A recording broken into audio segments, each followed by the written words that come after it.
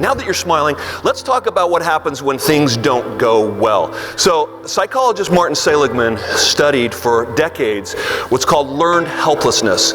And he discovered that both humans and animals respond the same way when life gives us a shock. And what happens is we tend to lose hope or give up. During the last recession,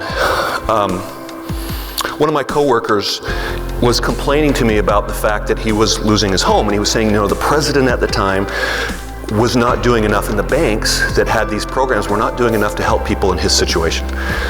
And I interrupted him. I said, are you telling me that it's the president's fault and the bank's fault that you're losing your home? And he's like, well, they have these programs. And basically what happened is he stopped paying his mortgage when the value of his house was left less than what he owed. And there was lots of these programs that I want to take advantage of that. Money was tight. He wanted to be able to save that money and use it. And he got behind, and the programs didn't come through. And so the house was in foreclosure. He didn't want to take responsibility for the fact that when he bought that house, that the value might go down. But what else might happen? It could go up, right? And so when we allow the choices or the consequences of our choices to not be felt, when do we learn?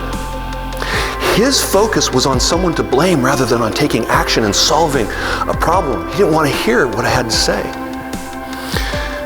When we experience a hardship in our life, this can be a catalyst for change.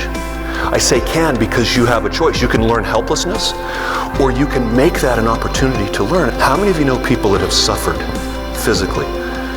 Cancer, diabetes, lost a limb, heart attack, stroke, and they make tremendous changes in their life. They change their eating habits, they connect with loved ones, they do things that they hadn't done before. My father had a stroke, and he was able to do things that he had never had the time before to do. So this can be a big catalyst for you. On the other hand, when we blame, we give away our power to change. Because if the challenges that we're experiencing are external to us, then nothing we do really matters, does it? So for some of us, we do nothing, and for some of us, that is a very convenient excuse because we have a reason for not succeeding.